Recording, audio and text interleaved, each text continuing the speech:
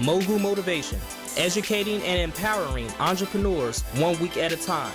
Presented by True Stories Media. And I am your host, Antoine Twiz Taylor. Good morning, ladies and gentlemen. Thank you for tuning in to another episode of Mogul Motivation. Welcome back. I'm happy that you are here. If this is your first time listening, this podcast is for the aspiring entrepreneur who is trying to get over that hump and make things happen. This podcast is for anybody with a dream that wants to aspire higher and accomplish that dream. So even if you're not an entrepreneur, this podcast is under the business category. Even if you're not an entrepreneur, I don't want you to feel excluded from this. You are included. This podcast is all about ultimately personal development and the motivation to continue to go forward and accomplish anything that you set your mind to. So if you're not an entrepreneur, you could train your mind to think like an entrepreneur in whatever it is that you do. I don't ask for any money. This podcast is free. It's produced out of pure passion. I only ask for two things, as always. If you find anything beneficial in this podcast, bring me a friend. Pass it on to a friend, to a family member, or any type of associate in your network. Please just spread the Mogul Motivation podcast to anybody you know who thinks like you and who acts like you. And number two, please leave a review. Those reviews are very important. Let me know what you love about the content. Let me know what you would like to hear from the content going forward. And Mogul Motivation isn't the beginning. I used to do inspirational text messages from, like, I say around my sophomore year in college. So they had to be like 2007 to roughly like 2010, 2011. Throughout that 4-year period, I used to send out inspirational text messages to a lot of people in my contacts. It wouldn't be every day, but it would be often. It would be at least 3-4 times a week. I would send out inspirational text messages and, maybe a scripture that went along with what I was talking about. I used to call myself the Uplift Man. I'm a Q. I'm a man of Omega Psi Phi Fraternity Incorporated. We have 4 cardinal principles, and uplift is my favorite cardinal principle. That's the one that resonates the most with me. So I called myself the Uplift Man, and I had a blog, and I used to send out those inspirational text messages often to just inspire people so they can continue going forward, whether it was, college or, whatever it is that they were battling at the time. But of course, over time, I would start to get some type of negative feedback. It wasn't a lot of people, but, it would be people every now and then that would say, Twiz, can you just stop sending me these text messages so early? Or can you just stop sending them all together? Can you take me off the list? Can you stop sending me this and that? And, I would do what they said. I wouldn't send them messages anymore. But I'm not going to lie, I did feel some type of way about that. That kind of stung me because, I would be like, what did I do to you? What did I do to you? I'm trying to help you out. I'm just doing what I love to do, motivate people. And, you getting an attitude with me. So I used to feel some type of way about that. And and looking back at it, the reality is that's how society is set up. Society is that we think that irritation is normal. Right? Whenever you look on social media, you turn on the TV, it's all about gossip. It's all about people battling opinions. Your opinion is wrong. My opinion is right. Why y'all so happy about this? Why y'all doing that? Why y'all doing this? Irritation is normal in this society. And it's been like that for a long time.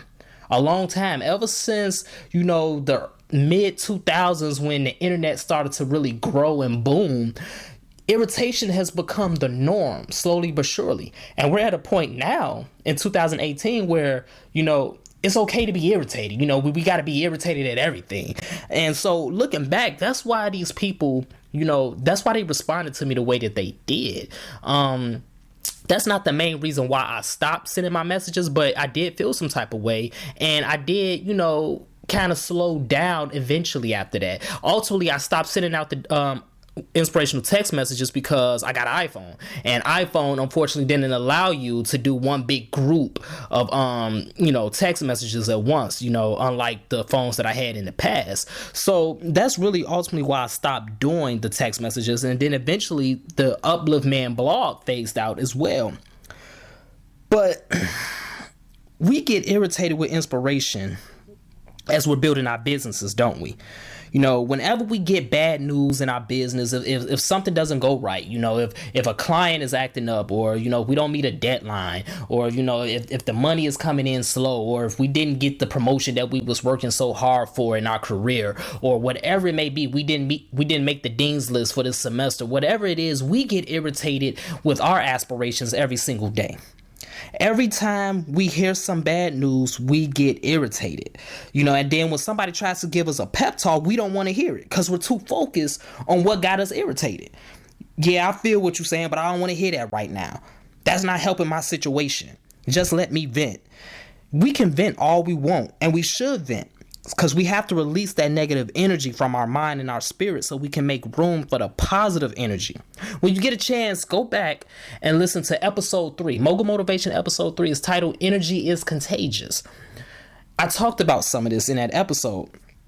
People who love to cling to irritation and negativity, we don't need those people in our lives.